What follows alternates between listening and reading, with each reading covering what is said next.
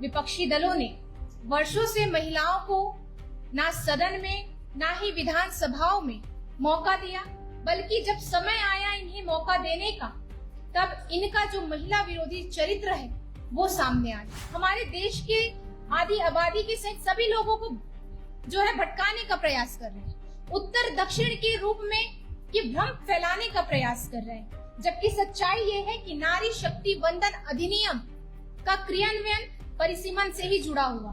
Congress, Samajwadi party, DMK, TMC, JMM सहित सभी जो विपक्षी दल की जो पार्टी है, उन्होंने इसका विरोध किया और महिलाओं के साथ विश्वासघात किया। ये इनका चरित्र है कि ये कभी महिलाओं को सम्मान देना तो जाने नहीं। आप सभी देख रहे हैं किस प्रकार कांग्रेस पार्टी और अन्य विपक्षी दलों के जो बयान आ रहे हैं, ये उनकी मानसिकता, उनके चरित्र पूरी तरह से समाज के बीच आ रही है। 2023 में जब इसे लाया गया था, तब से ही जनगणना और परिसीमन की बात उसमें लिखी गई कि ये शर्त रखी गई कि जनगणना और परिसीमन होने के बाद ही महिला आरक्षण लागू हो सकेगा। सभी विपक्षी दल जानते थे, तभी इन्होंने उस समय तो आनंद फानन में हामी भर दी कि हाँ चलिए पास करिए। क्यों? क्योंकि 6 महीने बाद लोकसभा का चुनाव था, इन्हें डर था महिलाएं अपना आक्रोश दिखाएंगी। 28 अप्रैल 2026 की शाम को महिला के अधिकारों और सम्मान के समर्थन में, नारी शक्ति वंदन के समर्थन में हम जो है एक विशाल मशाल जुलूस जो है आयोजित करने जा रहे हैं। और इस मशाल जुलूस का जो है महिलाओं की एकता, जागरूकता और अधिकारों के प्रति समर्पण का प्रतीक होगा ये मशाल जुलूस। नमस्कार, जोहार। मैं डॉक्टर सीमा सिंह। आज के प्रेस वार्ता में सभी मीडिया बंधुओं का स्वागत है, अभिनंदन है। आज के प्रेस वार्ता को संबोधित करने के लिए हमारे बीच उपस्थित है जमशेदपुर पूर्वी की विधायक श्रीमती पूर्णिमा साहू जी। उनके बगल में हमारी पूर्व प्रदेश उपाध्यक्ष श्रीमती आरती कुजूर जी। उनकी बाईं तरफ प्रदेश प्रवक्ता सुश्री राफिया नाज जी। हमारी दाईं तरफ प्रदेश उपाध्यक्ष महिला मोर्चा श्रीमती बबीता झा जी। आज के इस वार्ता के लिए मैं अपनी जमशेदपुर की विधायक श्रीमती पूर्णिमा साहू जी से आग्रह करती हूं कि आज का संबोधन करें।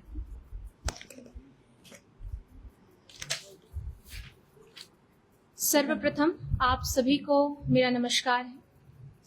आज इस प्रेस वार्ता में हमारे बीच यहाँ पे उपस्थित हमारी आरती कुजूर जी, राफिया नाज जी, डॉक्टर सीमा सिंह जी, बबीता जी एवं यहाँ पे उपस्थित हमारे तमाम मीडिया साथियों को मैं इस प्रेस वार्ता में हार्दिक स्वागत करती हूँ और अभिनंदन करती हूँ।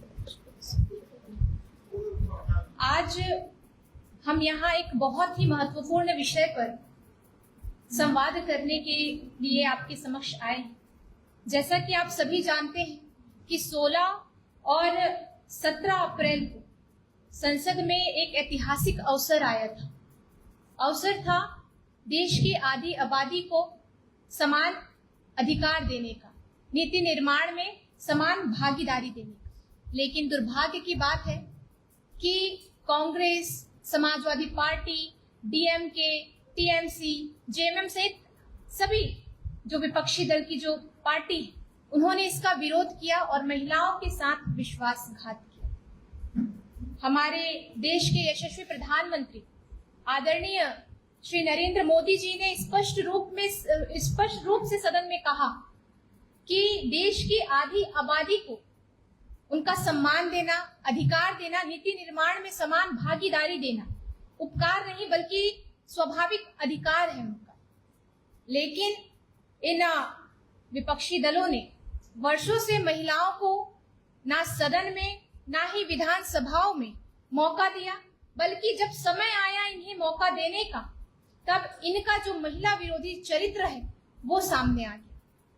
माननीय गृह मंत्री जी ने भी स्पष्ट रूप से सदन में कहा, जिस तरह से ये बातें उठा रहे हैं मीडिया में आकर, इनके प्रवक्ता बोलते हैं, इनके तमाम नेता बोलते हैं कि परिसीमन आने से राज्य की जो है बहुत से राज्यों को नुकसान होगा, बल्कि हमारे गृह मंत्री जी ने स्पष्ट रूप से ये कहा, सदन में कहा, उनके बीच कहा कि परिसीमन से किसी भी राज्य को कोई नुकसान नहीं हो, बल्कि इसका उद्देश्य सभी को जो है समान रूप से, संतुलित रूप से, जनसंख्या के अनुसार संतुलित और न्याय संगत जो है आपको प्रतिनिधित्व सुनिश्चित करना है। लेकिन कुछ दल जो है, विपक्षी पार्टी, कांग्रेस, जेएमएम, समाजवादी पार्टी, इन सभी का ये कहना, ये लोग यही भ्रम फैला रहे हैं सभी के बीच और हमारे देश के आधी आबादी के सहित सभी लोगों को जो है भटकाने का प्रयास कर रहे हैं। उत्तर दक्षिण के रूप में ये भ्रम फैलाने का प्रयास कर रहे हैं, जबकि सच्चाई ये है कि नारी शक्ति वंदन अधिनियम का क्रियान्वयन परिसीमन से ही जुड़ा हुआ है। ये अभी की बात नहीं, जब 2023 में जब इसे लाया गया था, तब से ही जनगणना और परिसीमन की बात उसमें लिखी गई कि ये शर्त रखी गई कि जनगणना और परिसीमन होने के बाद ही महिला आरक्षण लागू हो सकेगा। सभी विपक्षी दल जानते थे, तभी इन्होंने उस समय तो आनंद फानन में हामी भर दी कि हाँ चलिए पास करिए। क्यों? क्योंकि 6 महीने बाद लोकसभा का चुनाव था, इन्हें डर था महिलाएं अपना आक्रोश दिखाएंगी, इसलिए उस समय इन्होंने पास करवा दिया। अब जब लागू करवाने का समय आया, तब ये विभिन्न तरह के अटकलें लगा रहे हैं, लोगों को भ्रामिक जो है संदेश दे रहे हैं, भ्रम में डाल रहे हैं, उत्तर दक्षिण के भ्रम में डाल रहे हैं। तो ये इनका चरित्र है कि ये कभी महिलाओं को सम्मान देना तो जाने नहीं। आप सभी देख रहे हैं किस प्रकार कांग्रेस पार्टी और अन्य विपक्षी दलों के जो बयान आ रहे हैं, ये उनकी मानसिकता, उनके चरित्र पूरी तरह से समाज के बीच आ रही है। हम देखें माननीय इरफान अंसारी जी, जो स्वास्थ्य मंत्री इतने ऊंचे और अच्छे पद पर हैं, उन्हें अपना पद संभालना चाहिए। मैं तो कह रही हूँ कि झारखंड पूरा उन्हीं पर अभी टिका हुआ है, कोई है नहीं झारखंड में अभी। और इस तरह से उनका बयान देना, जो आक्रोश रैली निकाली गई, महिलाओं ने अपना आक्रोश जो दर्ज किया, आक्रोश दिखाया विपक्षी पार्टियों के लिए, उनको ये कहते हैं कि क्रियाक्रम करवाएंगे। शर्म आनी चाहिए इन्हें, निर्लज्जता की सारी हदें पार कर रहे हैं ये। इस तरह से अहंकार इनके दिलो दिमाग में चढ़ बसा है कि अब सामने महिला है या पुरुष इनको समझ नहीं आ रहा। तो ये इनका चरित्र है जो उजागर हो रहा है धीरे धीरे। और इसी क्रम में हम सभी जानते हैं कि देश की आधी आबादी को जो सम्मान देने का काम किया है, हमारे देश के यशस्वी प्रधानमंत्री आदरणीय मोदी जी ने दिया। पंचायत स्तर से जो है महिलाओं को प्रतिनिधित्व करके जो महिलाएं सफल नेतृत्व कर रही हैं, अब वो महिलाएं को मौका मिलना चाहिए कि वो सदन में आए, विधानसभाओं में आए और अपना नेतृत्व करे, अपने क्षेत्र का नेतृत्व करे। क्योंकि हम सभी जानते हैं जब महिलाओं को मौका मिलता है, ये मेरा पर्सनल अनुभव भी है, व्यक्तिगत अनुभव भी है, जब महिलाओं को मौका मिलता है तो वो संवेदनशीलता के साथ हर एक मुद्दों पर विचार करती है, चर्चा करती है और समाधान निकालने का प्रयत्न करती है। इसी क्रम में जिस तरह से आपने देखा कि हमारे तमाम महिला शक्ति ने, हमारे राज्य की महिला शक्ति ने जो है मोदी जी का धन्यवाद देते हुए विपक्षी पार्टी जिन्होंने इस बिल का, इस विधेयक का विरोध किया, उनके प्रति जो आक्रोश मार्च निकाला था, उसमें तमाम महिलाएं शामिल हुई थी, गांव-गांव से आई महिलाएं शामिल हुई थी। इसी क्रम में हम अब जो है मशाल जुलूस निकलवा रहे हैं। इस क्रम में 28 अप्रैल 2026 की शाम को महिला के अधिकारों और सम्मान के समर्थन में, नारी शक्ति वंदन के समर्थन में हम जो है एक विशाल मशाल जुलूस जो है आयोजित करने जा रहे हैं।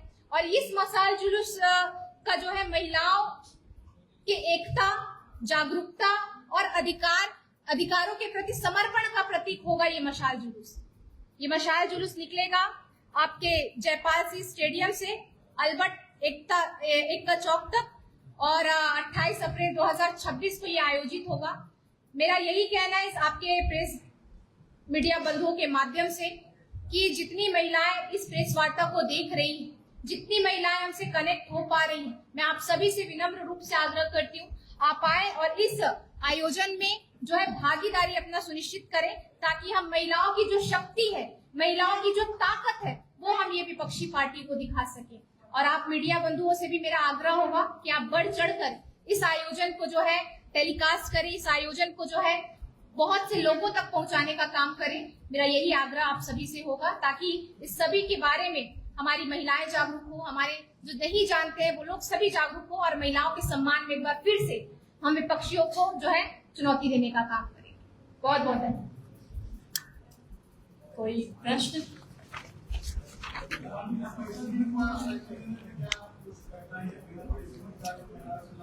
जी जी, क्या बोल रहे हैं?